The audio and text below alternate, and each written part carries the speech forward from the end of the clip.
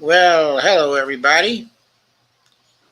This Good is evening. Empowering Democracy. Change is following a likely Russian victory in Ukraine, part 15.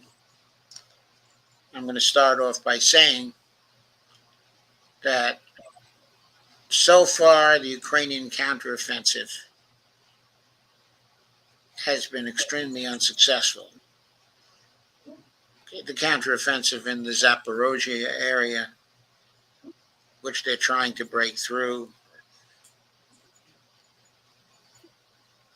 uh, the Ukrainians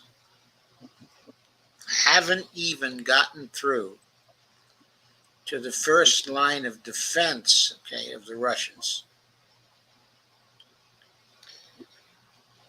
They're attacking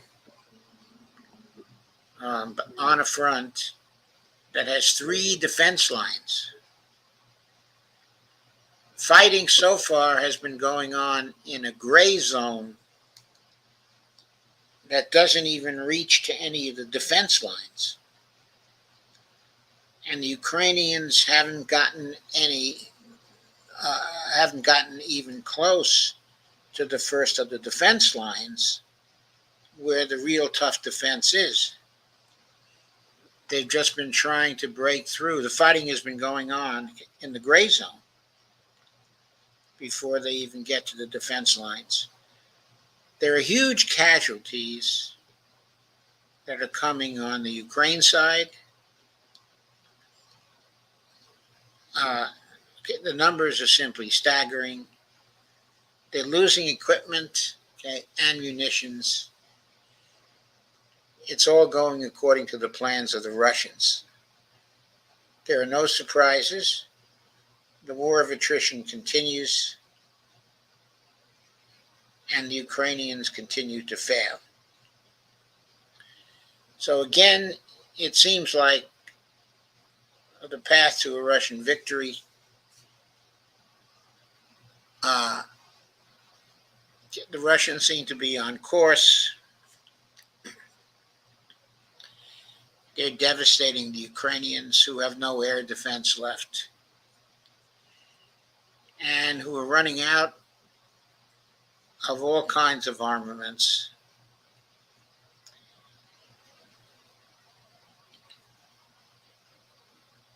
And who don't seem to be able to do anything about this. It remains to be seen if this will continue to be the case.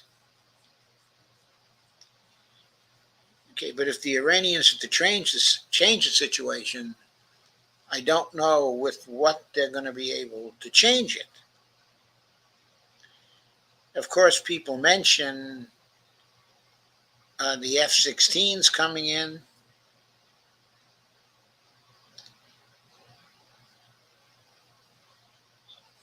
And also new tanks coming in and Bradley fighting vehicles coming in. But these don't seem like they're likely to change, the developing situation in this war, because the Ukrainians aren't really trained to use the F-16s properly. And they're not sufficiently trained to use the Bradley fighting vehicles properly. They're particularly short when it comes to coordination of the various tools that they have, because they have tools from different countries that are quite different, and it's hard to put them all together using a coherent strategy. There was some talk today about, the U.S. giving them Apache helicopters, and that might have, make some difference in the war. But the Apache helicopters are not something you get into and just start flying around again. Some people have been saying that in order to properly train an Apache helicopter pilot, you need 2 to 3 years. And the Ukrainians are, be expected, just to get in and to be able to use the helicopters effectively. And meanwhile, they're being opposed by Russian air defense and Russian helicopters that are very capable in themselves, simply as military equipment, and they're being flown by trained operators, okay, on the Russian side, who know exactly how to use them and how to coordinate with all of the other elements of their air defense system, which, according to observers and people with a lot of experience, are saying is the best air defense on the planet. So that's the military situation right now. People expect the Russians will continue to follow the attrition strategy they have worked out because it is working for them. And these people also think that they will just incrementally use this attrition strategy, okay, until the Ukrainians are so ground down that they have nothing left to resist with. So that's the overall war situation. It continues to support the idea that there's going to be a likely Russian victory in Ukraine. In past episodes of this series, we've talked about changing alliances in the international sphere, okay, as a result of the war. We've talked about the de-dollarization going on. We've talked about new currencies being put in place. We've gone from continent to continent and talked about the likely reaction to the coming Russian victory, okay, in Ukraine. What we have not said much about is what the impact is likely to be on the relations of the U.S. to China, especially with reference to Taiwan. Well, there's been some light that's gotten shed on that of late. And that light comes from a visit by Tony Blinken to China. And Tony Blinken, during his stay in China, has been meeting with lots and lots of people from the foreign ministry of China, including the foreign minister. But he also had a half-hour meeting, relatively short meeting, with Xi Jinping as well. In all those meetings, what China tried to present, okay, to the U.S. is the idea that the United States, if they want the tensions with China to go back to cordial relations, that we will have to endeavor to talk about all the policy differences between ourselves, okay, and China. And we will have to develop, along with China, a plan for taking account of those policy differences and working out policy differences so that we have a comprehensive framework for security and for foreign relations with China. We haven't been undertaking to do that,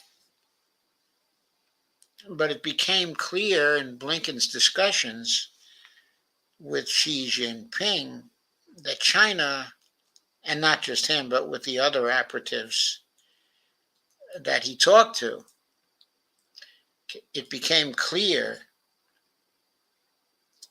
that China thought of Taiwan as the central issue in the relationship with the United States. And the Chinese people, including Xi Jinping, all conveyed the idea to Blinken that the core of the relations will be China policy towards Taiwan. That Taiwan is at the core because Taiwan is a part of China, and that there can be no compromise on this, that this is what's going to take place going down the pike in the future. And the Chinese were very clear also that in relations with the United States, that we are not to talk about the relation of China to Russia. That was off limits because the Chinese basically said, that's none of your business. Our relations with Russia, okay, are our business. And we don't want you interfering in our business with other countries. That was made very clear and should be clear to all concerned.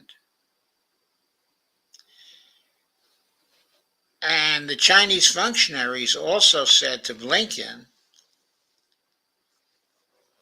that it was very important to the relationship of China and the United States that whatever words we said to China have to be consistent with our actions towards China.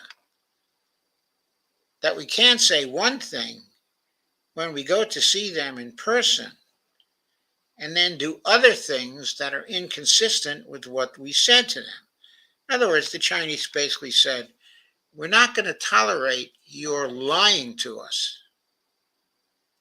You have to be truthful about what you're going to do and then follow up, okay, on that. Well, there was an article that appeared in Yahoo News that I'm going to share right now.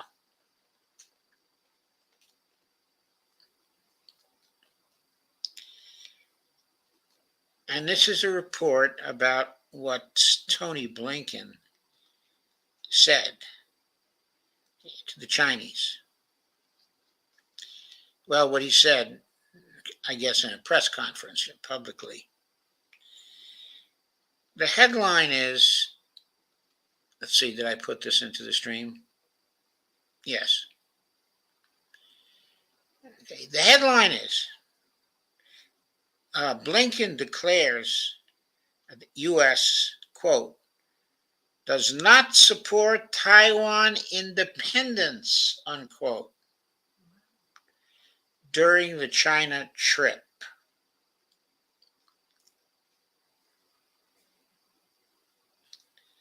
And that's a picture of Tony Blinken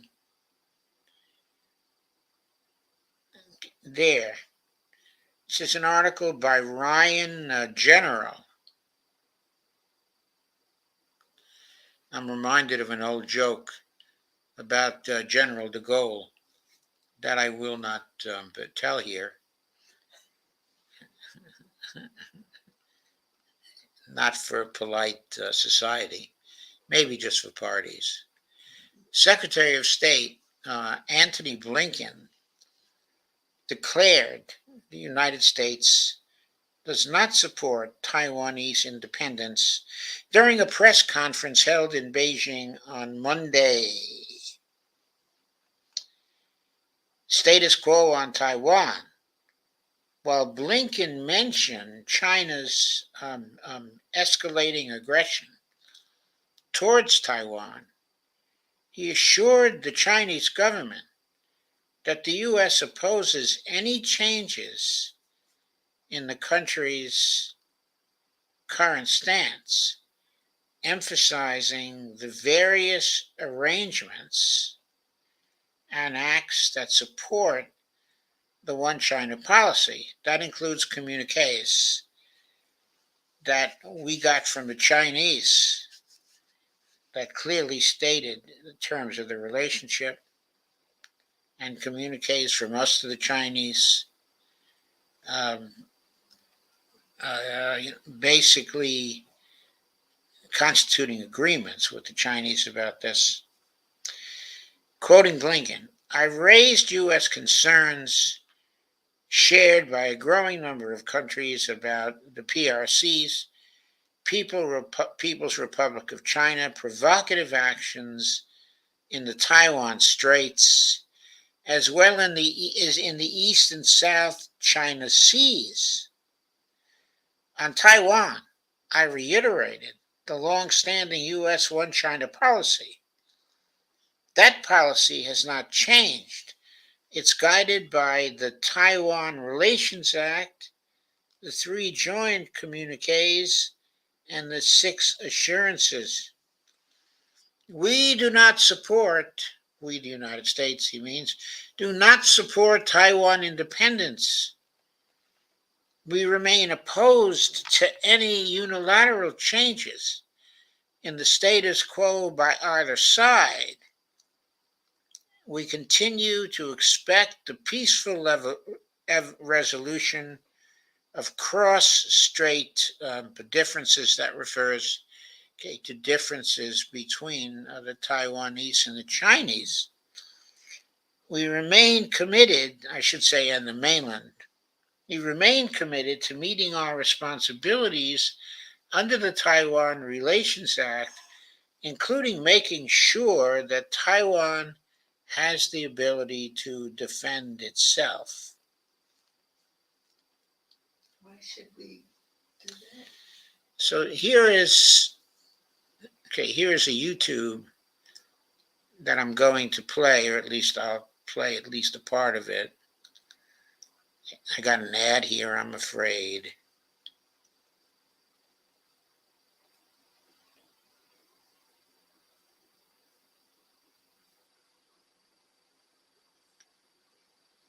So there we go. About the PRC's provocative actions in the Taiwan Strait, as well as in the South and East China Seas. On Taiwan, I reiterated the long-standing U.S. One China policy. That policy has not changed. It's guided by the Taiwan Relations Act, the 3 joint communiques, the 6 assurances. We do not support Taiwan independence. We remain opposed to any unilateral changes to the status quo by either side. We continue to expect the peaceful resolution of cross-strait differences. We remain committed to meeting our responsibilities under the Taiwan Relations Act, including making sure that Taiwan has the ability to defend itself. Okay, that was nice and short, but it gives you the essence and shows you that what was reflected in the article is what Tony Blinken said. So the question here is whether Tony Blinken thinks that supplying the means necessary to Taiwan to defend itself includes the vast quantity of armaments that the United States has been shifting to Taiwan that the mainland Chinese have been objecting to. Essentially, their position has been, well, the U.S. might be saying that's for the defense of Taiwan, but Taiwan is on no threat from us, and yet here's the U.S. putting in all those arms, and basically from the Chinese point of view, that's a change in the status quo, because they're not just giving Taiwan the means to defend themselves.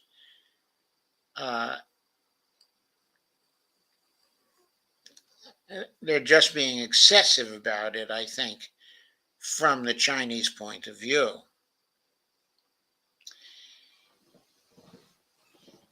So Blinken was mirroring his Chinese counterparts. Prior to Blinken's press conference, he participated in a series of diplomatic meetings that aimed to establish a more cooperative relationship with China, including discussion with Chinese Chairman Xi Jinping and Chinese Foreign Policy Tsar Wang Yi, who's the foreign minister, okay, Wang Yi. Blinken's remarks coincide with those made by Yi, who had previously expressed a similar sentiment on Taiwanese independence during his meeting with Blinken. According to a readout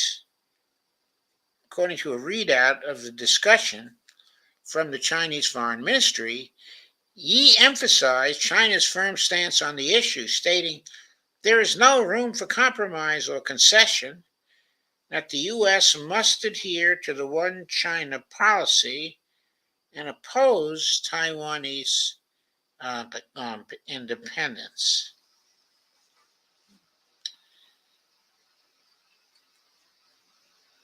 Contradicting Biden's statements, Blinken's position appears to contradict President Joe Biden's previous statement that the U.S. would intervene militarily to defend Taiwan in the event of a Chinese invasion. Advocates of the One China policy has long emphasized its success in preventing open hostilities between China and Taiwan. However, opponents argue that the policy lacks coherence given the U.S. interest in defending Taiwan and its tacit recognition of Taiwan's right to self-determination. Some conservative critics of the Biden administration expressed frustration with Blinken's statement. Now, we must remember the context here. There's always been a wing of the Republican Party, going back to the 1970s, that objected to the negotiation of the One China policy by Nixon and Henry Kissinger way back when. They were always for having a war with China.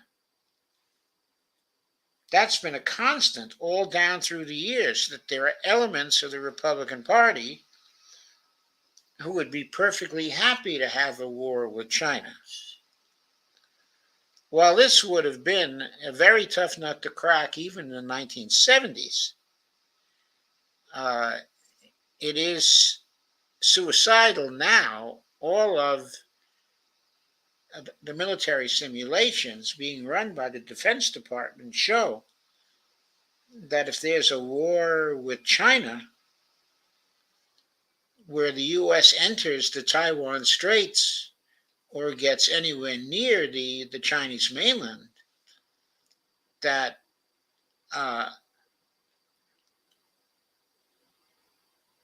that war would be won by the Chinese. That China has the capability to knock our aircraft carriers and battleships out of the waters. It has the possibility for long-range air defense, not the possibility, the capability to defend itself at a fairly long distance from attacks from U.S. fighter planes. It has an increasingly strong force of fighter jets that can defend the mainland. And as far as attacking along the rivers, our boats would be destroyed long before they can get to the rivers.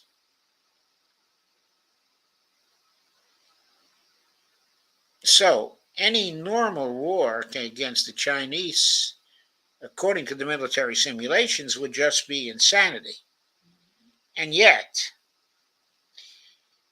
there's Representative Jim Banks of the Indiana 3rd Congressional District, a Republican, who serves on the House Select Committee on the strategic competition between the U.S. and the Chinese Communist Party, viewed the stance by Tony Blinken here as a form of, quote, weakness, unquote.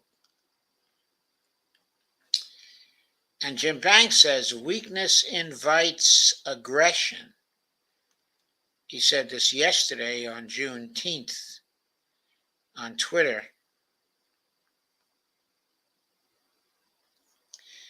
Meanwhile, senior fellow at the American Foreign Policy Council, Michael Sabelic, said Blinken had contradicted his previous commitment to engaging with China on the subject.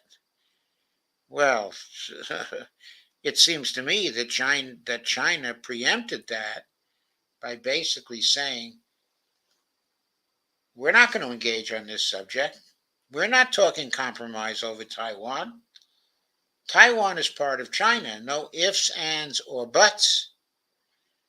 And you guys must follow the one China policy that we all agreed to during the 1970s. That's basically what the Chinese have been saying.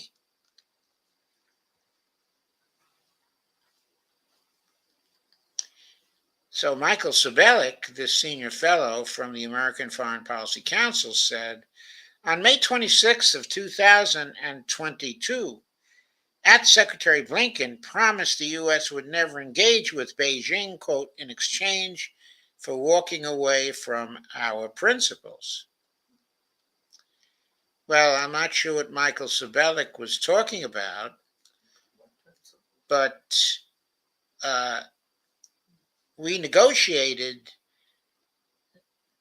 various principles during the 1970s with China.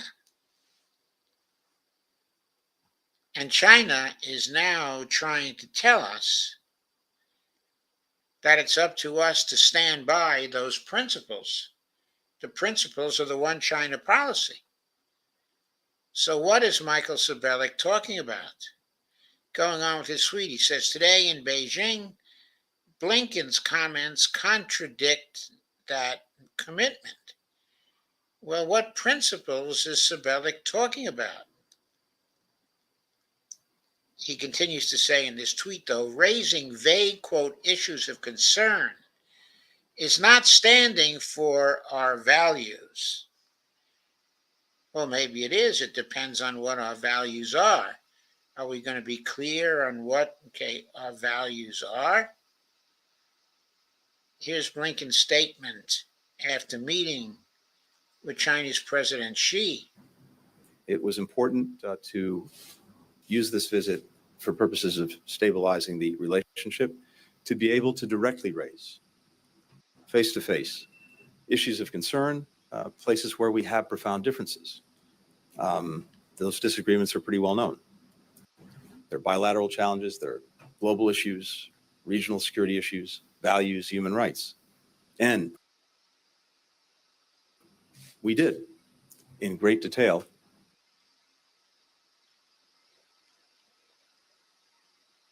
and at some length, raise them, discuss them, and that is also beneficial to make sure that we have clarity between us on these differences, clarity on intent.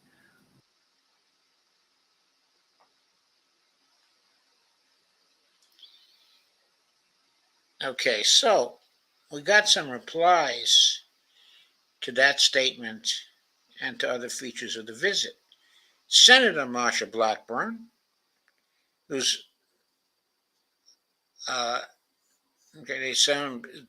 they say she's from the Tennessee 23rd, or she may have been from the Tennessee 23rd, but she's a Republican from Tennessee. There are only 2 senators from Tennessee, and she is one of them.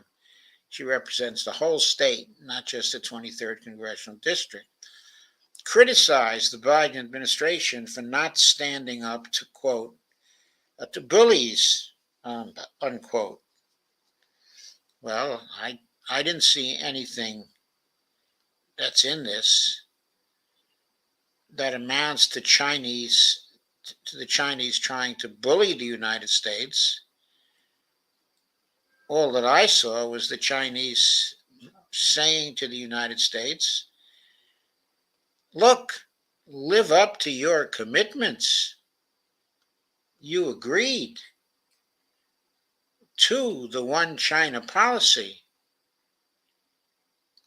He might have even said, if it were me, I would have said to him, look at your website about the State Department. It says that we adhere to a one China policy. All we're asking you to do is live up to that particular policy. But Marsha Blackburn appears to differ. One of the Republican war hawks, who never met a war she didn't like, says Blinken flew to China to appease Xi Jinping and state the Biden administration does not support Taiwan's independence. Well, that's a truthful statement. But the point is, the United States is supposed to be adhering to the one China policy, which says that Taiwan is not independent. So what the hell is she talking about? He didn't go to appease China. He went to tell China, we still adhere to the policy we agreed upon in the 1970s. She says, why won't this administration stand up to bullies and stand for freedom? Well, okay, I'll tell you, I don't know where freedom comes into this. It is doubtful that the majority of Taiwanese want their freedom from China. It appears that the majority of Taiwanese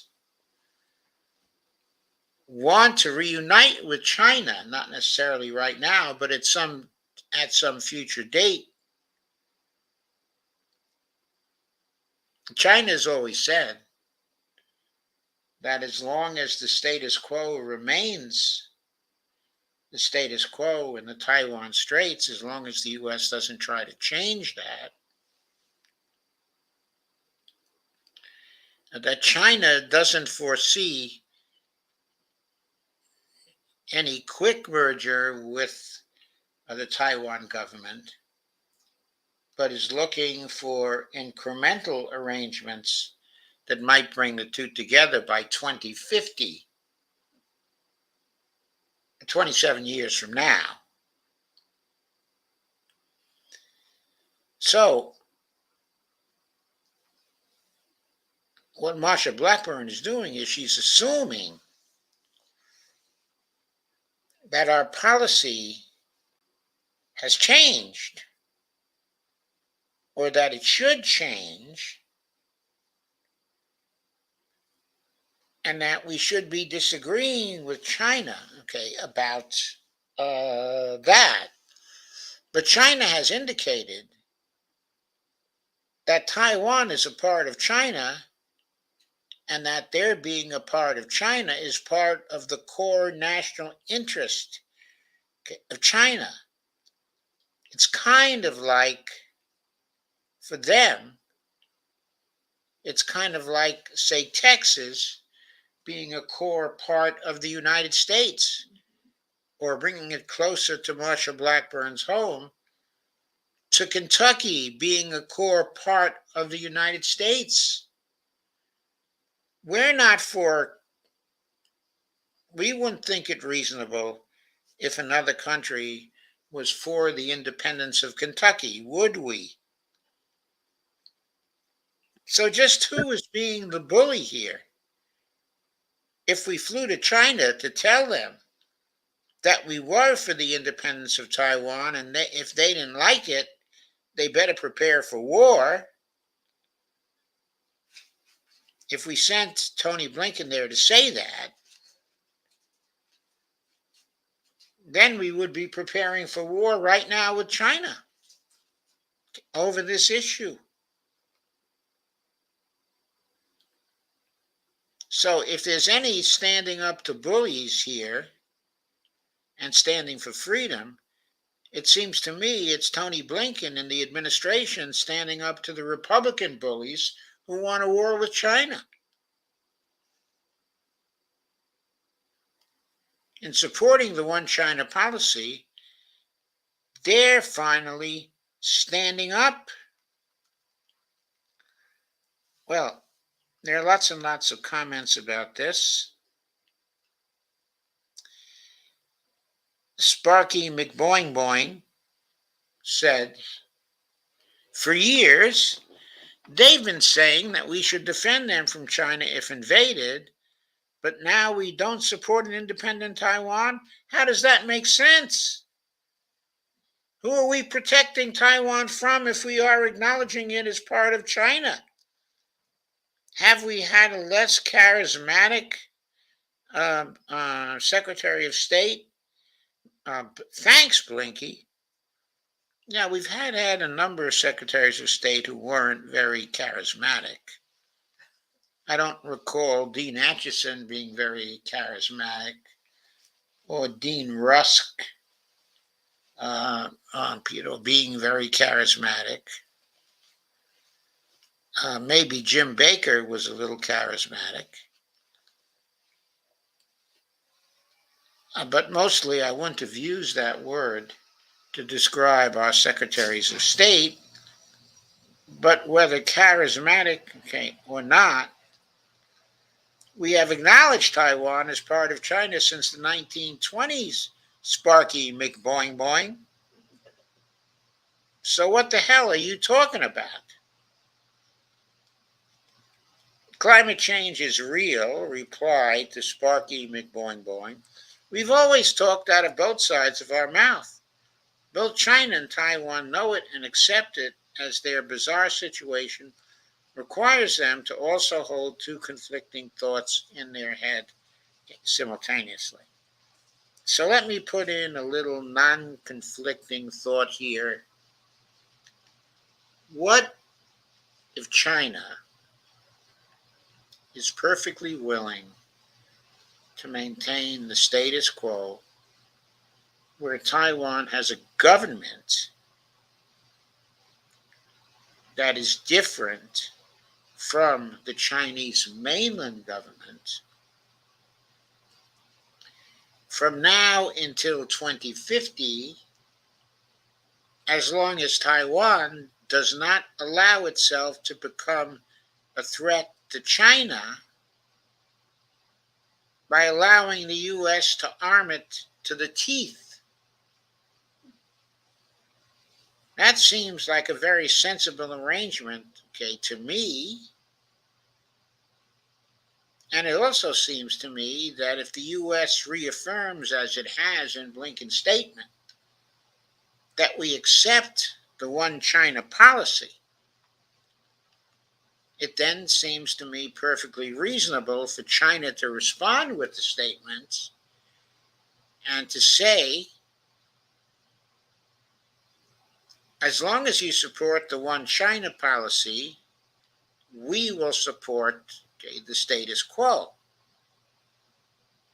But it also has to be the case that you do not continue to arm Taiwan so that the possibility is created that it would become a military base of such capability that it would threaten our security on the mainland. And that you affirm also the idea that since you have a one China policy, that you will accept incremental steps towards the reunification of mainland China with Taiwan under a single government, leading to such an arrangement by 2050. That's what I would make a public statement about.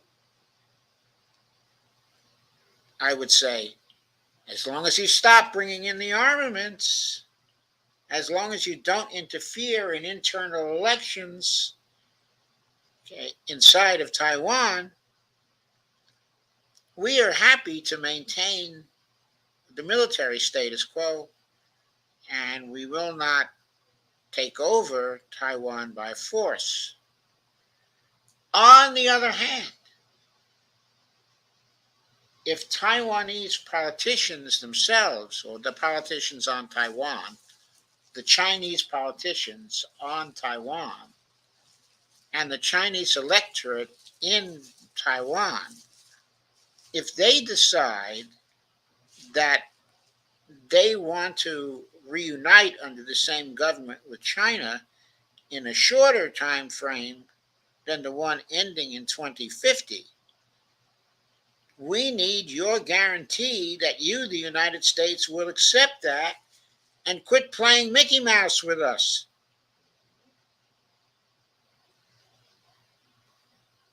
In other words, there's no necessary conflict between a one China policy now and reunification down the road, consistent with the will of the Chinese people on Taiwan.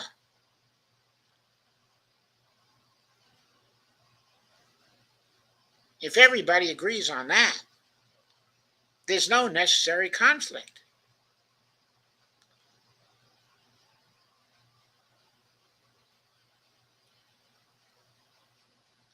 So Jack said in his reply to this article, he said, "Is anyone who has any intelligence whatsoever not worried about this incompetent administration?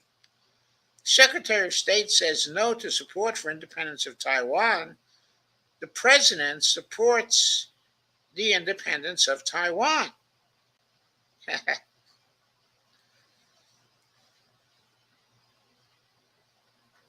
JB says, not just the United States, Taiwan itself has been considering itself to be the legit government of China for most of the last 70 plus years.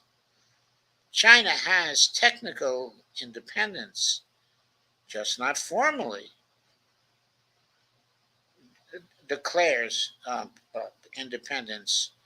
However, you twist the words. What Biden actually means is, what Blinken actually means is, quote, don't change the status quo. That is what he means. But if that's what he means, and that's what he has said to the Chinese, then he too has to not change the status quo by arming Taiwan to the teeth. There's the inconsistency. Just helping Taiwan to defend itself doesn't mean arming Taiwan to the teeth so it can threaten the security of China.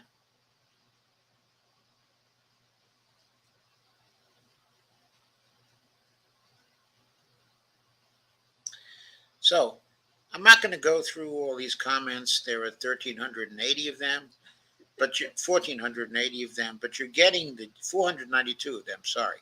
But you're getting the gist of what's going on. There's the usual Republican assumption that Taiwan should be independent. There's the formal State Department assumption we support the one China policy, which implies that someday the Taiwanese government will be subordinate to the Chinese government. Someday, that is the status quo. The Chinese have mentioned 2050. We have not previously objected to 2050. I think the Chinese would be ready to accept that, to accept 2050 as a reasonable date, because what we all have to acknowledge, and this is really the key point that's not revealed in this article, but the key aspect of reality. Who is the main economic customer of Taiwan?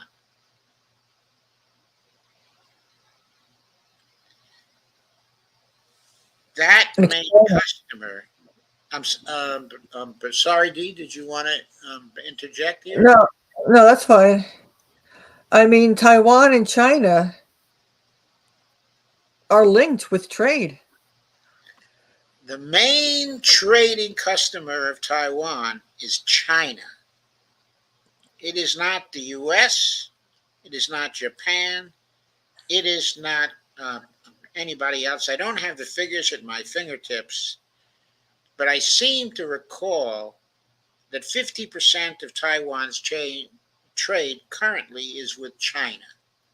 I don't know if Yes. that's completely accurate. I'm not going to look it up right now, but it's a huge amount and it's more than any other country.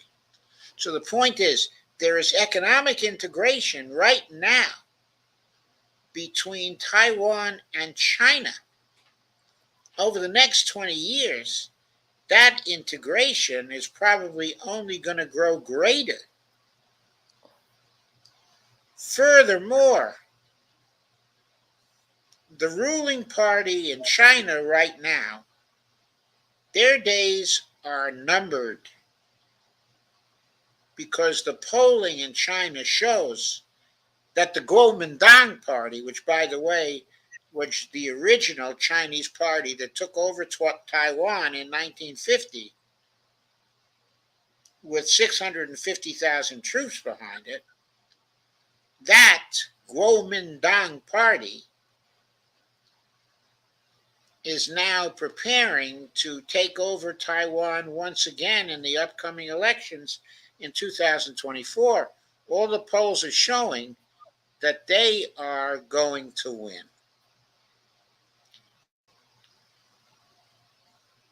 Why? Because the people in China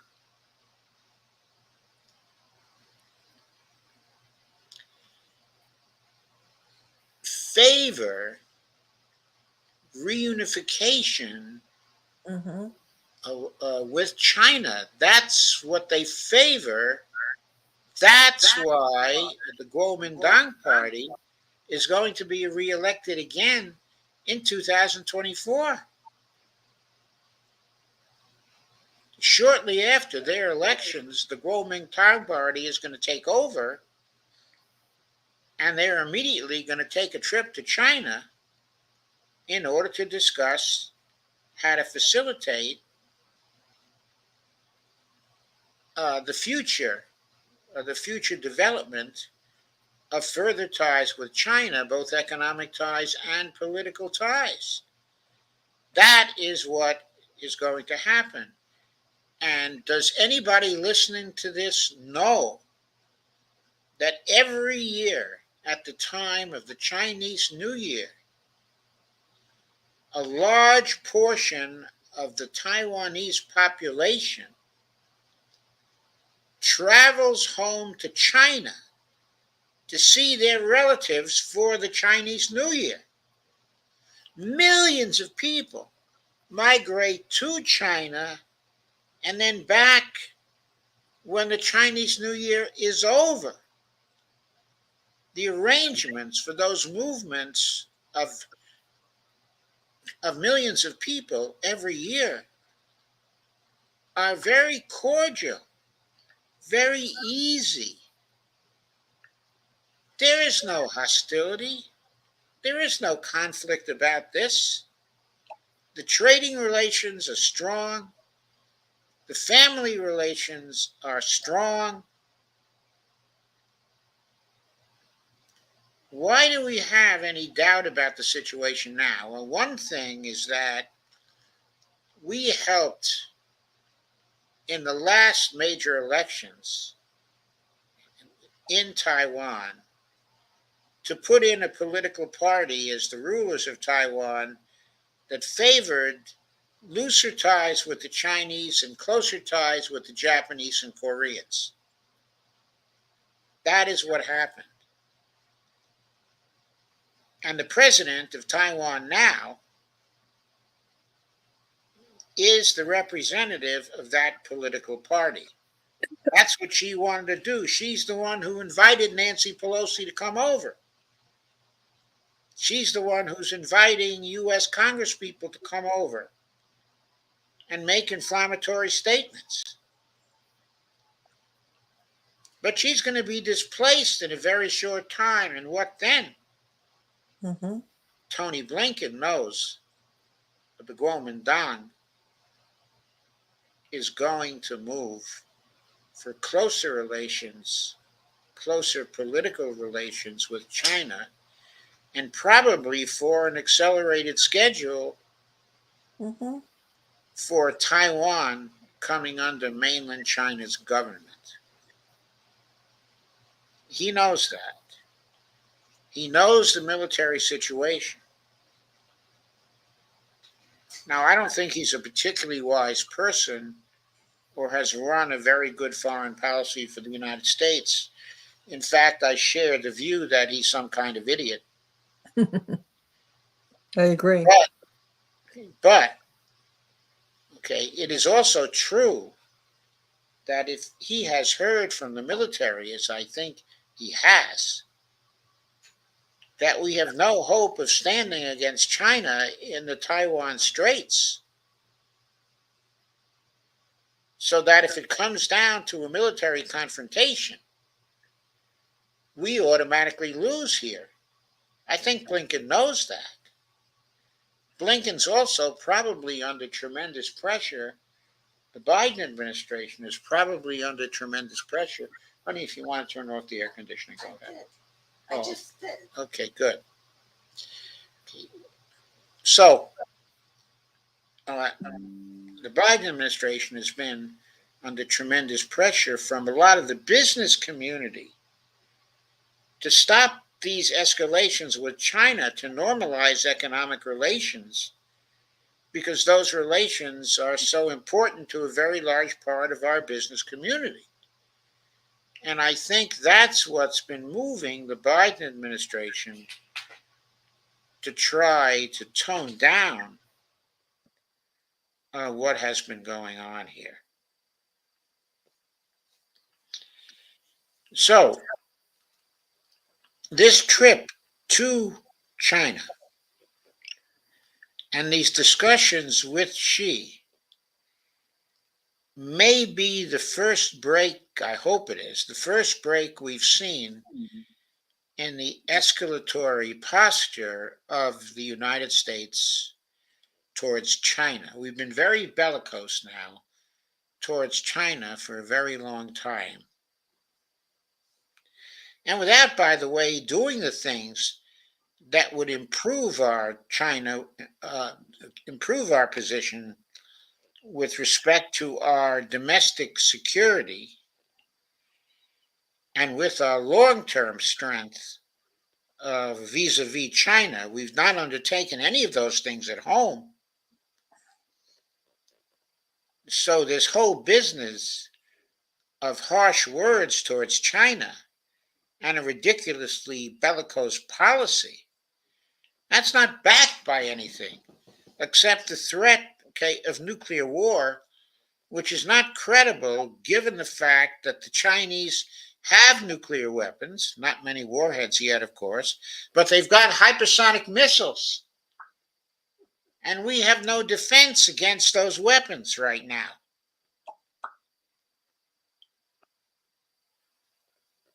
So the only place where we have an advantage over China in the number of nuclear weapons we have can't be used anyway. Between the Russians and Chinese, they have a terrific deterrent to us using nuclear weapons. And everybody knows it. So we don't have the conventional military capability to stand up to China, quote unquote. We don't have the nuclear military capability to stand up to China. That's just reality. So the only sensible thing for Blinken to do is to tone down the tensions that were largely created by us. If we want to disentangle our economic relations from China, we could try to do that But we have to realize it's going to take a long time, just as the Chinese have to realize it's going to take a long time for them to disentangle themselves from the dollar. They've got close to $2 trillion worth of U.S. treasuries they're sitting on. If they want to disentangle themselves from our financial power, which I believe they do, that's going to have to be done incrementally over a long period of time. If we're wise during this period of time, we will rebuild our domestic manufacturing and our domestic industries so that we're not so damn dependent on China with respect to those things. This is another aspect of the reality. We are not entirely self-sufficient now. And that's because we've allowed our manufacturing capability to degenerate over the years because our business people think they can make greater profits by farming out the manufacturing work to other nations. That has to stop. We have to bring back large-scale manufacturing here, especially green manufacturing. We have to make ourselves strong domestically with respect to our economic capability, our manufacturing capability. And then if it makes sense, we can worry about some sort of military competition with China. Of course, I wouldn't advise that. I would just advise trying to adapt ourselves to a multipolar world. We have no worries about not being a major force within a multipolar world. We will be for a very long time to come. We have a relatively very large population compared to other countries. We have the third largest population in the world by nation. Now, we don't compare to India or China, which are both at 1.5 billion. Mm-hmm. We have by now 335 million people. That's the third largest country by population. We still have enormous resources. We have a fairly well-educated population from the standpoint of manufacturing work. We have people who are willing to work hard. Okay, we ought to give them a socially inclusive living wage, of course, but we can manage that if we're willing to change some policies. We can do everything we need to do to strengthen ourselves so we no longer have the dependence on China we have now. That would be a good thing.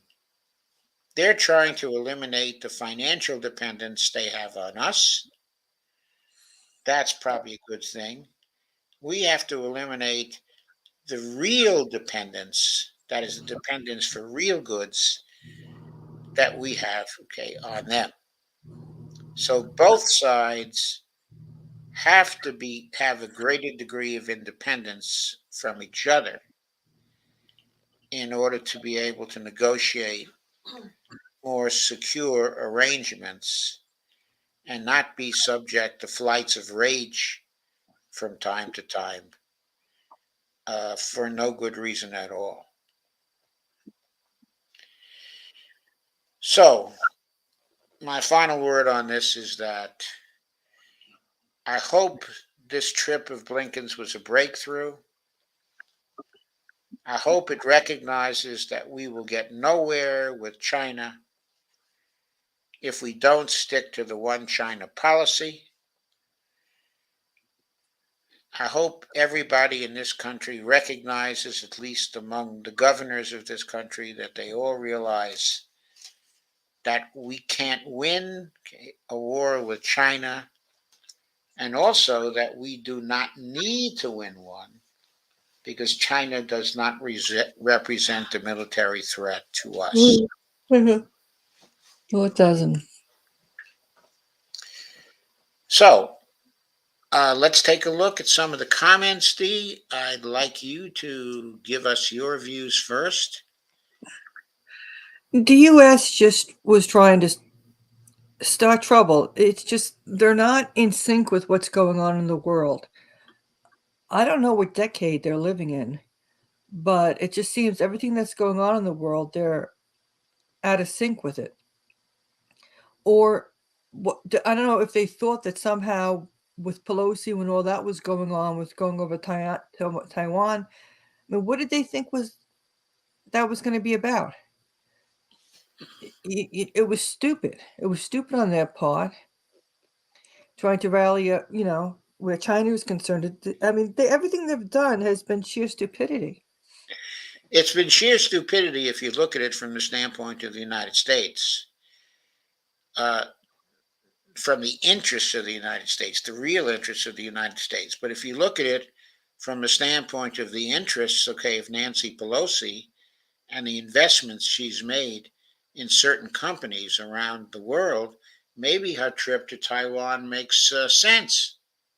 Right, it was her own self-interest, but not that of the U.S. government or any other, or Yes. China or anything else. We come back to the situation with respect to the elites who run this country and their dependence on the donors who help to elect them. That may be determining what certain people think is in the U.S. interest and what is not really in our interest.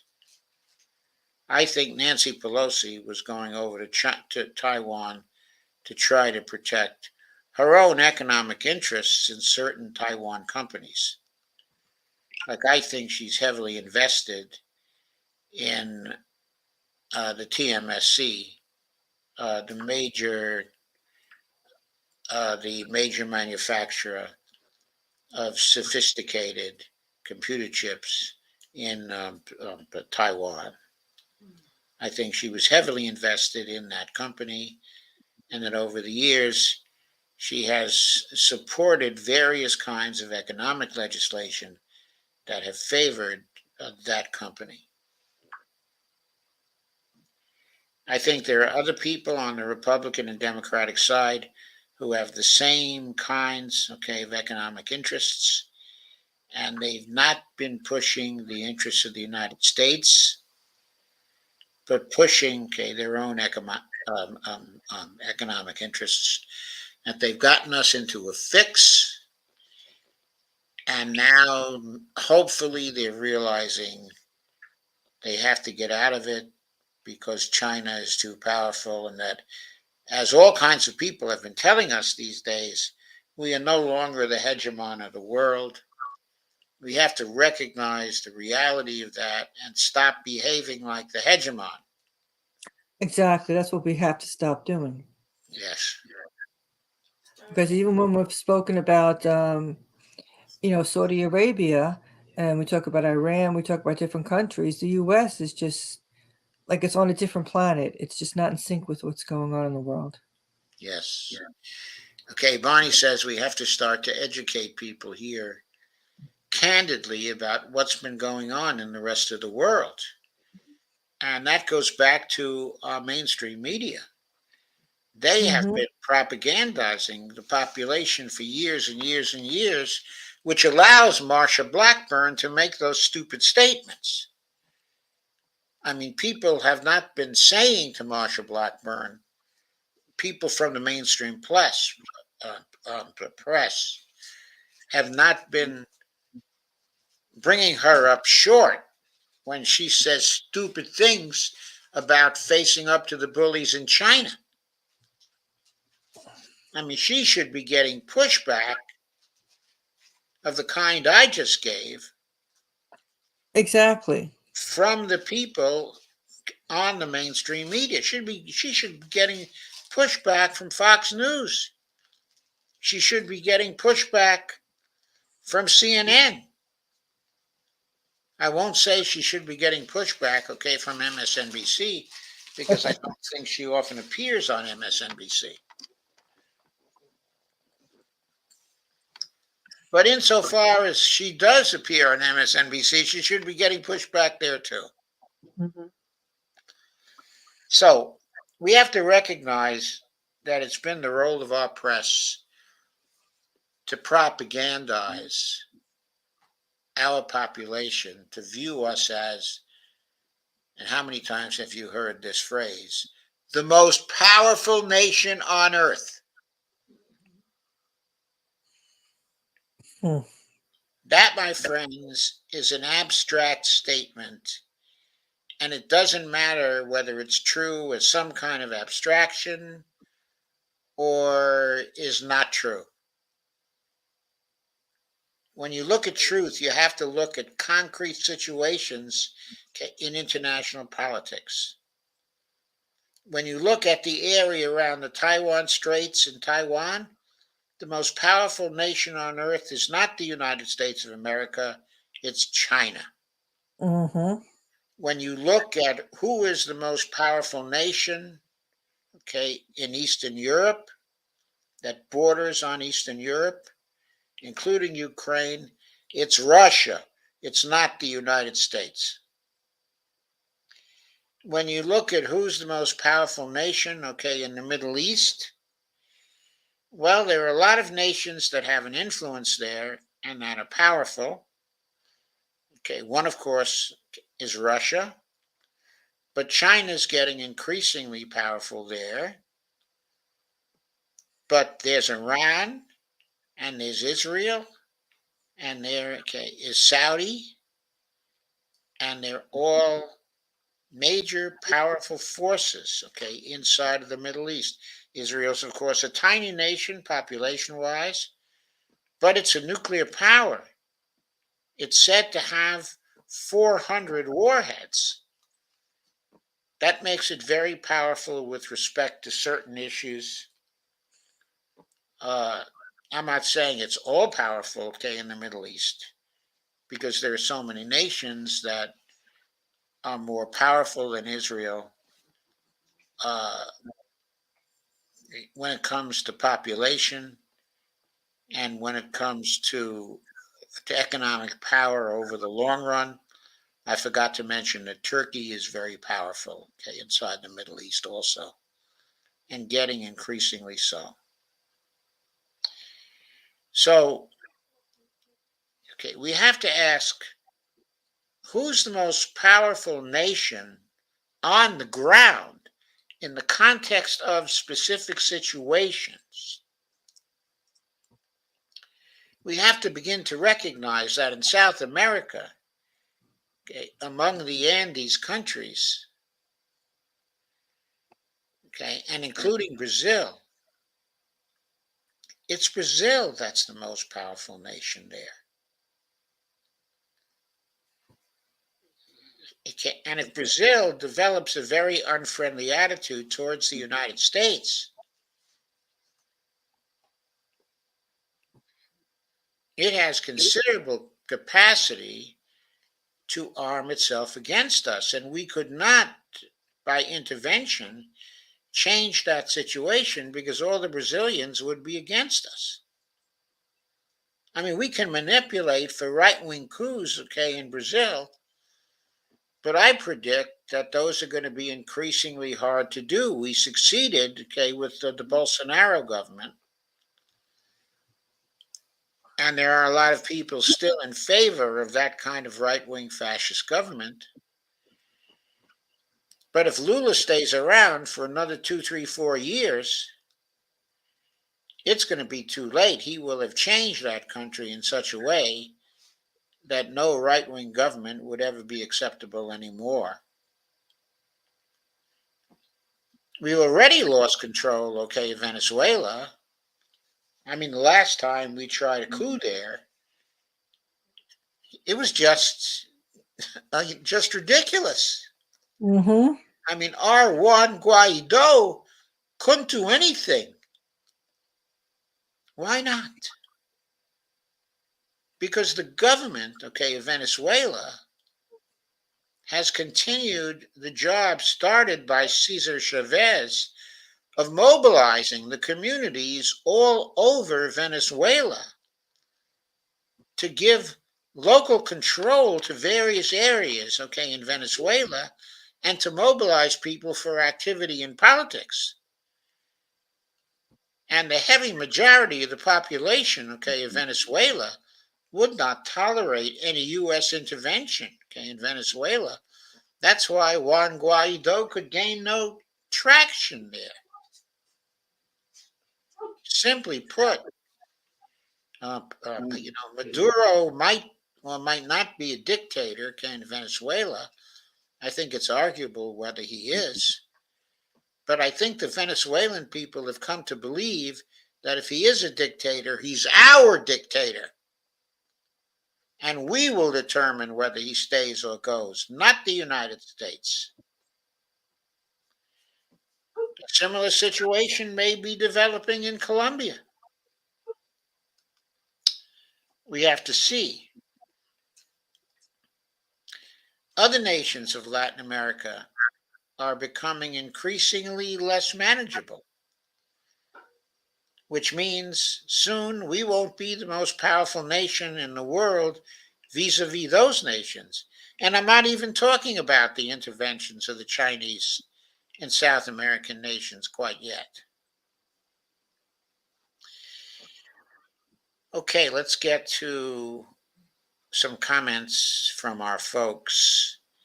Okay, Andy Candy said, hi, news claims Ukraine shot down 32 of 35 drones of Russia today. Okay, is it propaganda? Since the beginning of this war, okay, the Ukrainians have done nothing but release various kinds, okay, of propaganda.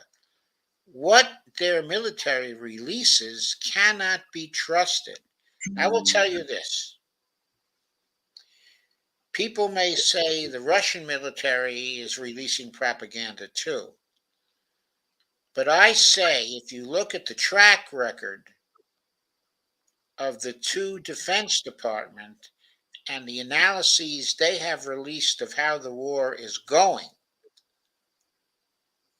the Ukrainian Defense Department has been astonishingly inaccurate, suggesting that they are lying. And the Russian military has been astonishingly accurate. They tend not to oversell their gains, and they are pretty accurate about their losses.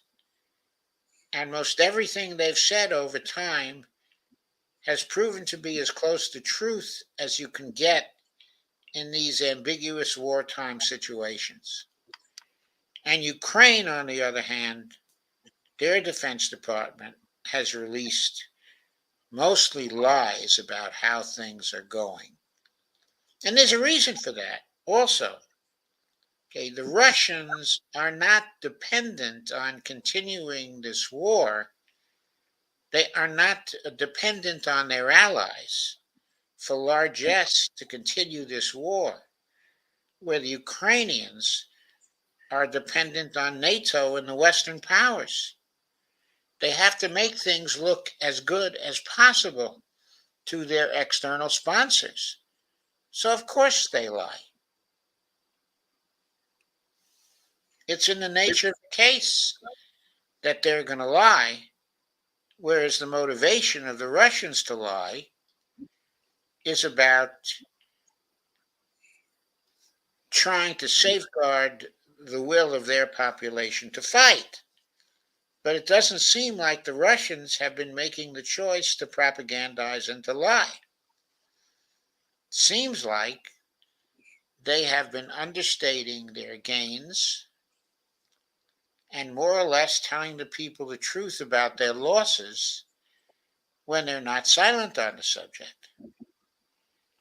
And they're doing this because they think they will gain the trust of the people over a longer period of time. And you know what? They have.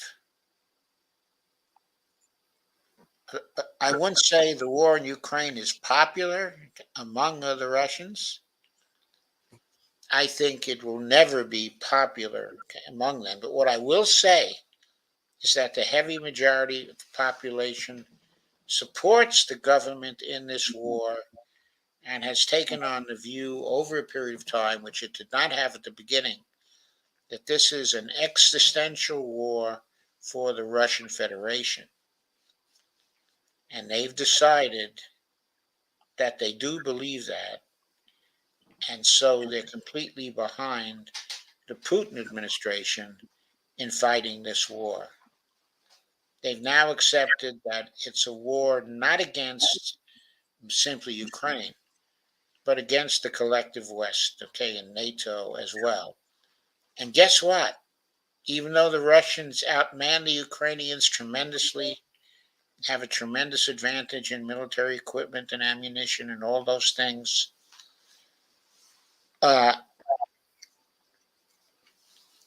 they also feel themselves the underdogs because they feel that they're against the whole of Europe and against the United States as well. So the Russians feel like victims in this war. I know it sounds strange, okay, to American ears, but they feel like the war was provoked by the United States, okay, and NATO. And they feel like the United States has been propping up Ukraine to keep this war going when it should have been settled long ago. So that's what I think is their view. Gorstad says Lincoln, Blinken, and Epstein must have seen the poll with the majority of Taiwanese are fine with one China. And he sends an emoticon, of body blue raised arms. Yes. Gorstad says the U.S. method of defending China to blow up their chip factory could be. Steve Wolfbrand says, hello, Doc. Hello, Steve. Of course, Taiwan is part of China. It's right on it's right on the State Department website. Steve says, I see no threat to us from China. Pretty much everything I buy is made there. Lana says, hey, all. Steve says, we have a lot of Uber drivers, laugh out loud. Steve, we got some Lyft drivers also. Steve Wolfbrand says, hi, Lana. And Steve says, we need RFK badly. Steve, I'm not completely sold on RFK yet. I need him to say that he's for Medicare for all. And I need him to stop talking about free market capitalism. There's no such effing thing, Steve. You know that. And Steve says RFK equals peace and truth. Again, Steve, there's no such thing as free market capitalism. And he's a Zionist as well. That's not the truth, Steve. Okay, Dee, what did you say about that? I said he's also a Zionist. He stands with the Zionist. Yes, but I think there's a good possibility that his point of view can be changed on that. We will see. But I think that he's open-minded about that. Somewhat open-minded anyway. He does know that atrocities are being performed on the Palestinians. He knows that. He just keeps framing the problem as one, well, would he rather live in one of the Arab countries or would he rather live, in Israel? He keeps thinking it's that kind of issue, like where would he rather live? It's a stupid issue. First of all, he's Catholic, so he's not going to have it so great in Israel. I mean, sure, he's got white skin, but you know how they've got their kind of levels there where you're at. Yeah. Okay. I think he has to look at more detail. I think a problem with RFK is he's very well informed in certain areas, like censorship and civil liberties. Okay. I think he's very well informed in the civil rights area also. I think Yes. he's very well informed about certain aspects of information technology. He's very well informed on crypto.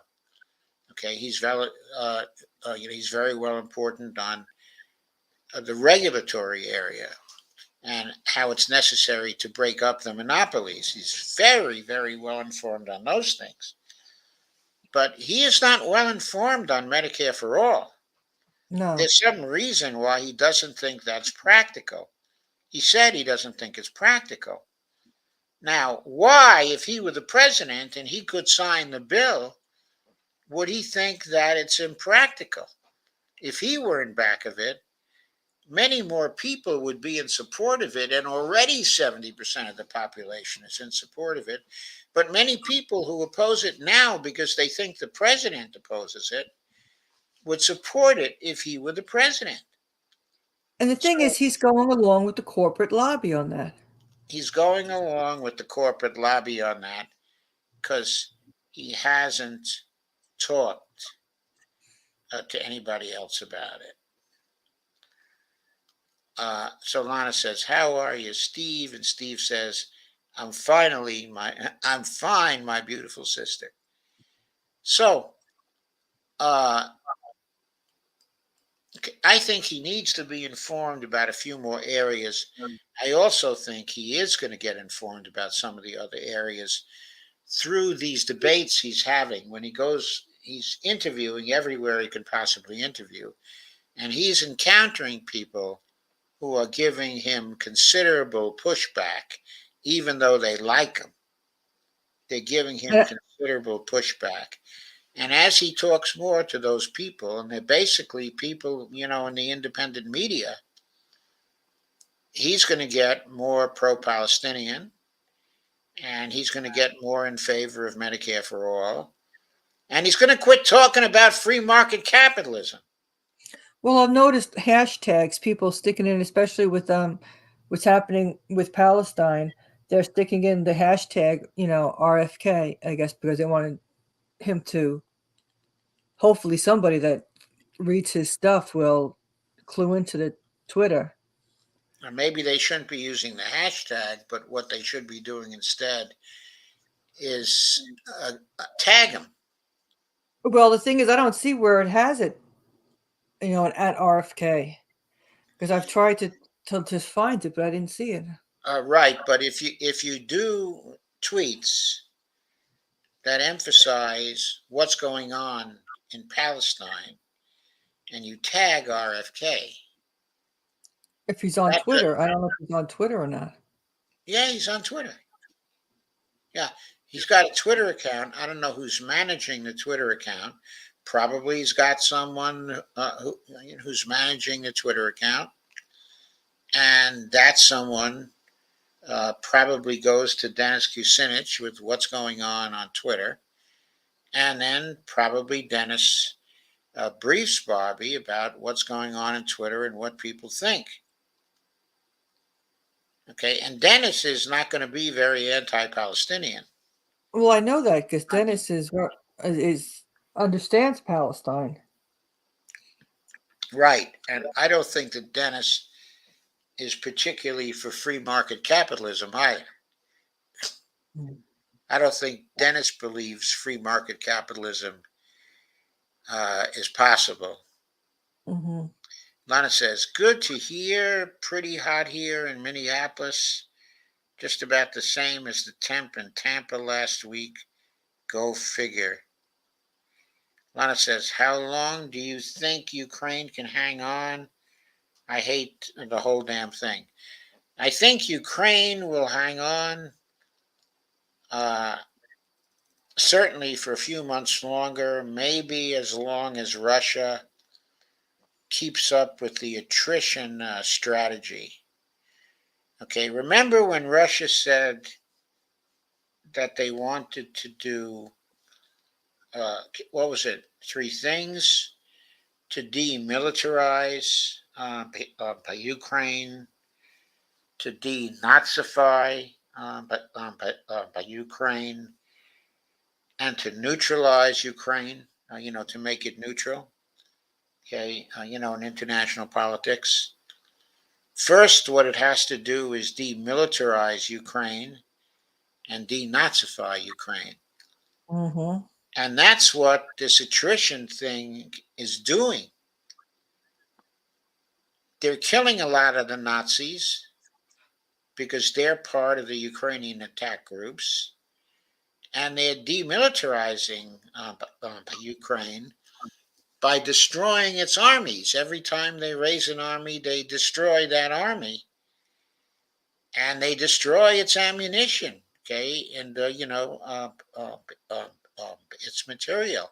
So in the end, the longer this goes on, the more demilitarized Ukraine will be, and the Mm-hmm. more denazified, okay, it's going to be. Now, I don't know if they completely are going to denazify it, because to do that, they would have to go into the western part, okay, of Ukraine. And I don't think that Russia is too fond of doing that. Doc, so why have the war gone on so long?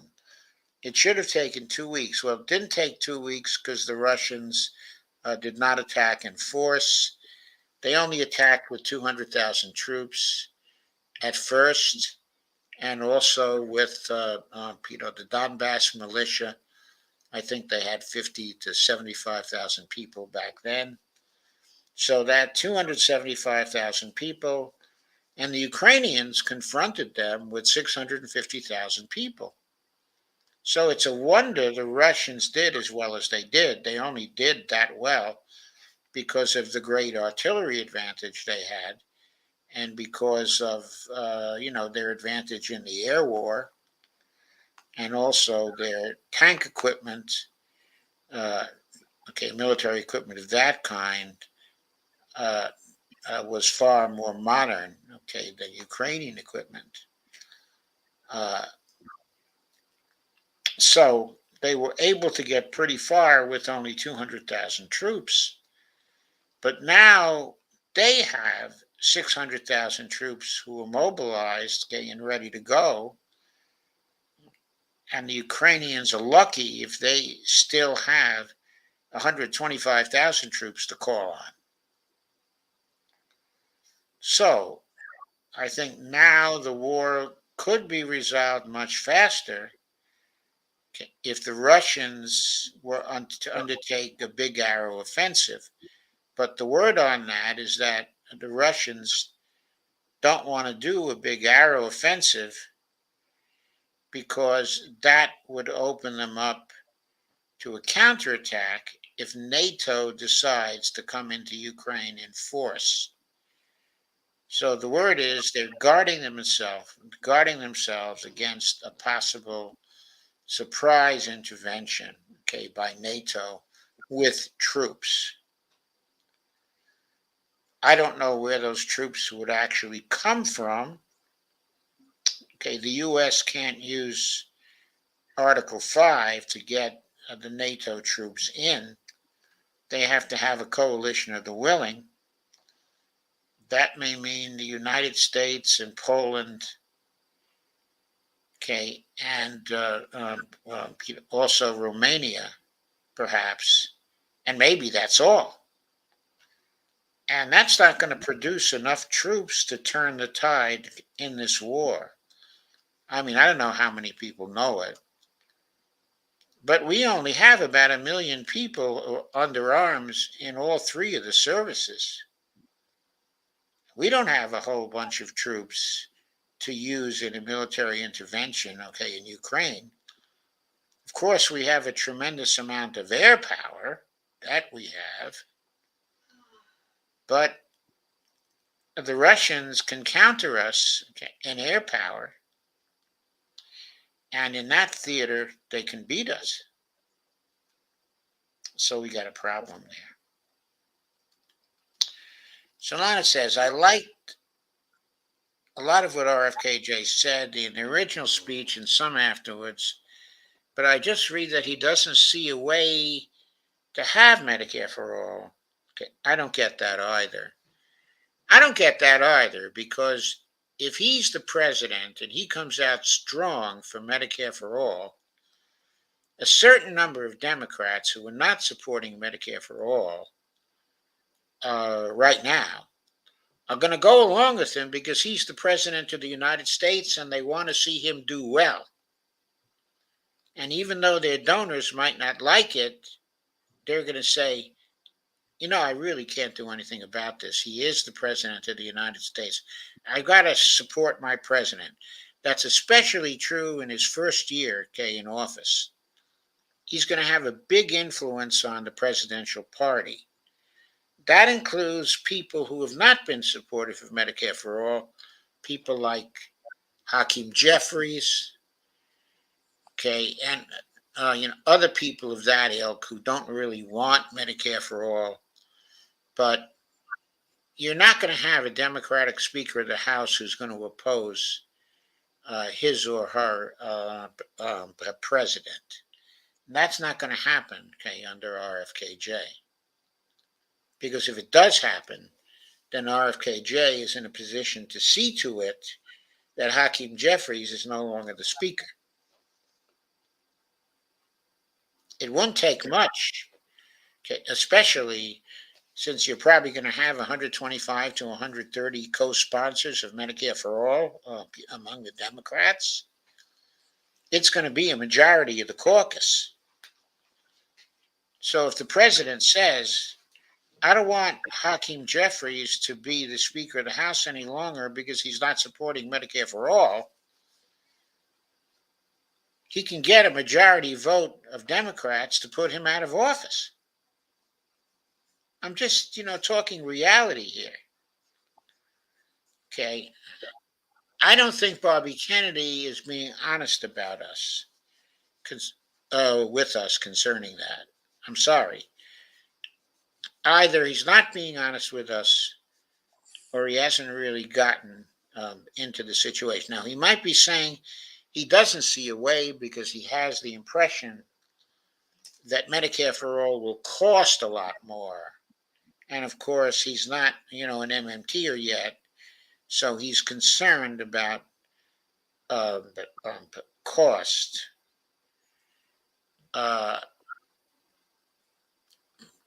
Anyway, to get over the cost issue, he has to study the cost issue, okay, a little bit.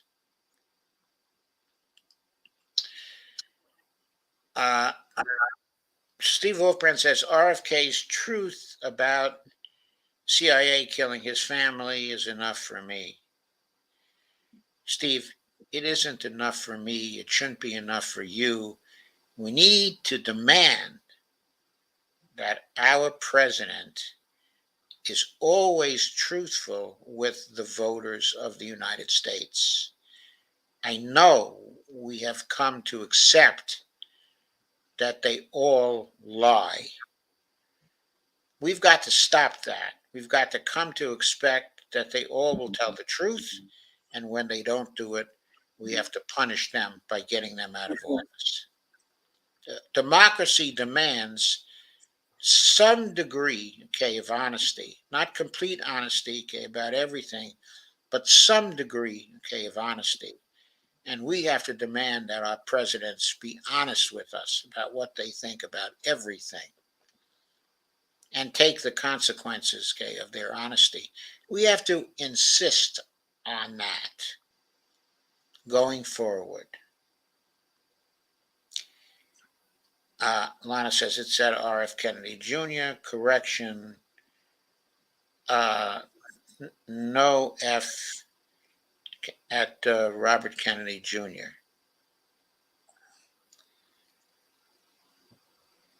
Steve Overton says the Russian troops are jokes, ex-convicts not trained. They will kill their own leaders like we did in Vietnam. Steve, that's not what Scott Ritter says, and he's closely studied the subject. It's not what Colonel McGregor says, and he's closely studied the subjects. They think the Russian troops, we're not talking about the Wagner troops now. Okay, the Wagner troops are separate. We can talk about them in just a minute. But the regular Russian military, who are now, in Ukraine, are trained. They are largely reservists who fought before. They will not kill, their own leaders like we did, in Vietnam. There's been no instances of that. Furthermore, Scott Ritter, Colonel McGregor, various other military observers think that the Russian troops are the best in Europe at this point, at least as good, as NATO troops. Scott Ritter compares some of them to the U.S. Marines. They're that good. They're certainly better than Ukrainians. Yes, the Ukrainians had well-trained troops. I say had, because a lot of them are just dead now. But they were not able to stand up to the Russians. Now, this, of course, was largely due to the artillery advantage, which the Russians had. But of course, in any war with the Russians, they're going to have the artillery advantage. Their factories are turning out the guns they need for artillery and the munitions, like we used to do in the Second World War, 24 hours a day. They're not joking about this war. We need to get RFK Jr.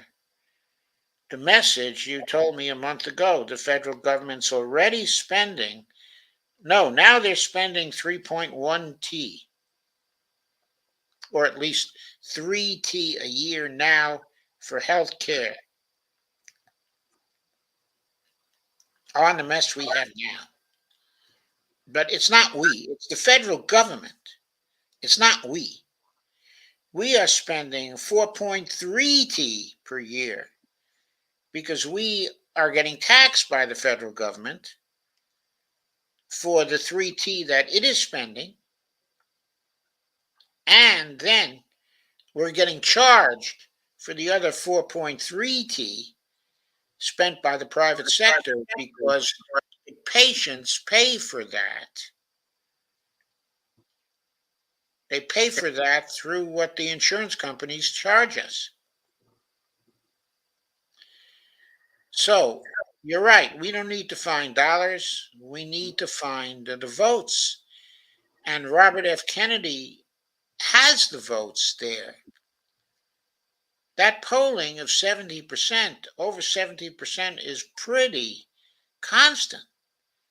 And among Democratic primary voters, Medicare for All bill has 88% support. He's running in the Democratic primary. He's got to declare for Medicare for All. It's political malpractice if he doesn't do that. Now, I haven't heard whether Cornel West has done that yet. But of course, he's not running in the Democratic primary. But I feel confident Cornel will. Marianne Williamson has declared for Medicare for All, for sure. Lana says, our sanctions against Russia did not accomplish what Washington thought they would. They have learned to work around us. Pathetic. It was pathetic because our decision makers were blinded by the idea that Russia wasn't a real nation, but a gas station on steroids or something. That they were just a country that was really down to, its material wealth. Oh, God. Steve, Doc is very wrong about the Russian troops. They are extremely lame. Steve, I've told you what the military authorities have been saying. Okay, military authorities who don't now work for the government are saying about the Russian troops. They're people who've been studying this a long time. They don't agree with you that the Russian troops are extremely lame. They think that's an extreme falsehood. And the conduct of the war in Ukraine supports that. I mean, the Russians have been beating the Ukrainians from the beginning. Even when the Ukrainians had some victories, they were geographic victories. They picked up a lot of territory because the Russians correctly analyzed that they didn't have the troops to defend certain areas. They were overextended. So they, unlike the Ukrainians, protected their troops and they withdrew and they gave the Ukrainians territory because they knew that territory was not what was important. What was important was safeguarding their troops and letting them wait to fight, okay, another day. Now the other day has come and the Ukrainians continue to get slaughtered. But even when the Ukrainians were getting all that territory from the Russians were conducting orderly retreats and they were slaughtering the Ukrainians still. Do you realize 350,000 Ukrainian troops have been killed? Who do you think killed them? It was the Russian armed forces.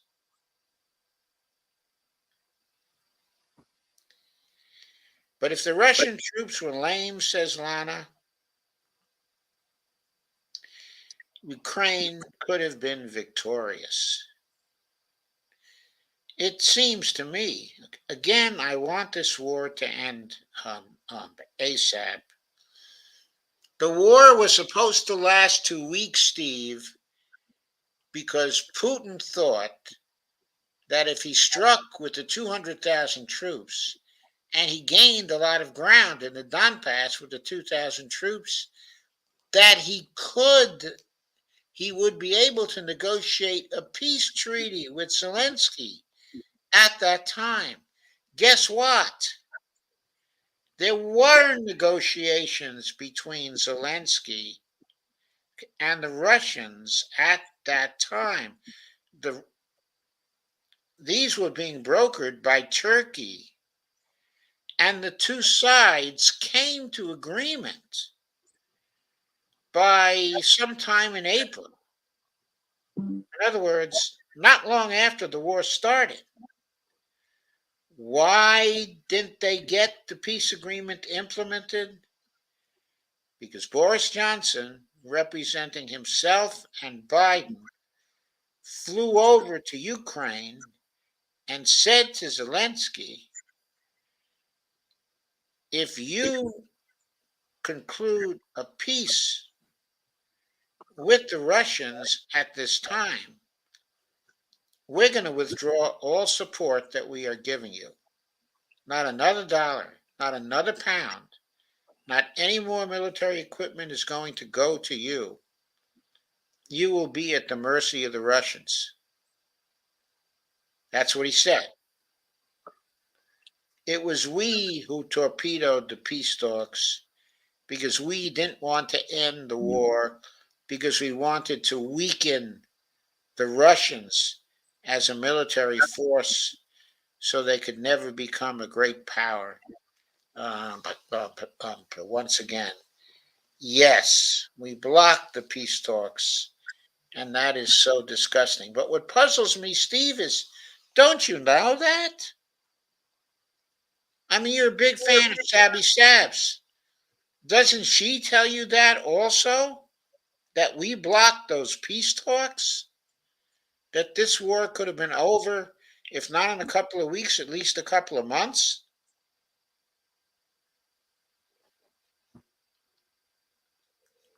Anyway, uh, I do think the war may well be over by the end of the summer. I think this Russian counterattack is already running out of steam. It hasn't even gotten to the defense lines, okay, of the Russians. They're still fighting in the gray zone before they get to the first of the defenses.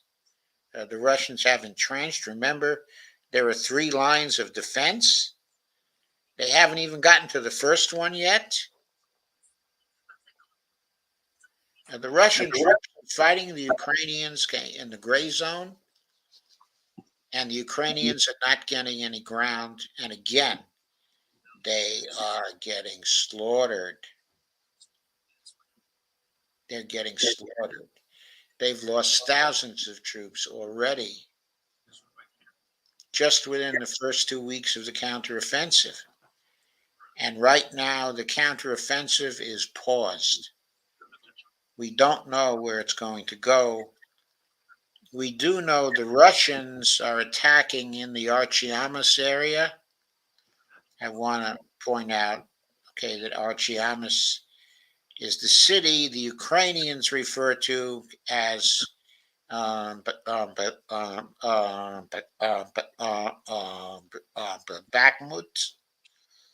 and that I've changed the name, okay, of Bakhmut to Archiamas, because when the Russians took control, it seemed appropriate, okay, to do so.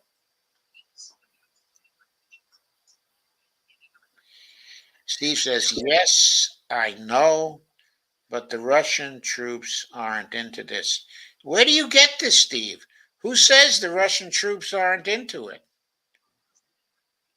Did you hear that from Fiorella or from Pasta? Who did you hear that from? I mean, I know David Petraeus is spreading such nonsense, but why would you believe him? He's never been truthful about anything. Steve Wolfbrand says they're intermarried. Yes, they are intermarried, but that doesn't stop the Ukrainian troops from trying to kill the Russian guys, does it? So why should it stop the Russian guys from trying to kill the Ukrainian guys? If someone's trying to kill you, you're going to respond. And the Russians have come to believe the war is existential anyway. I know there's a lot of intermarriage there. Okay, guys. I think I'm ready to wrap it up for tonight.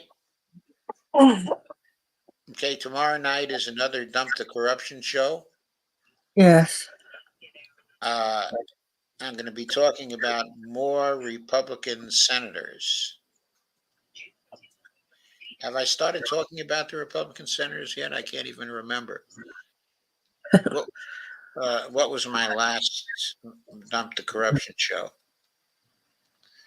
I think it was the last of the Democrats that I'm going to cover. Yeah, because you were talking about going to the Republicans. Right. But this is the time tomorrow. I'm going to start with 5 of the Republican senators. I'll probably start with the leadership and start examining the money they get.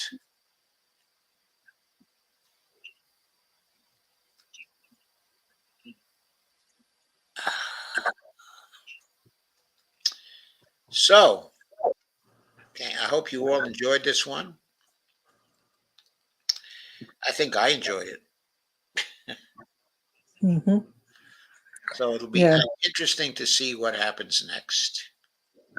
Yes, every day is you never know what's going to come out. but we can guess. Oh, we can guess, but you know, a lot of times, the USA, like I said, there's just too. I don't know. They're just not in sync. It's like a lot of countries notice that. It seems like no one's at the helm. No one's steering anything. Yeah.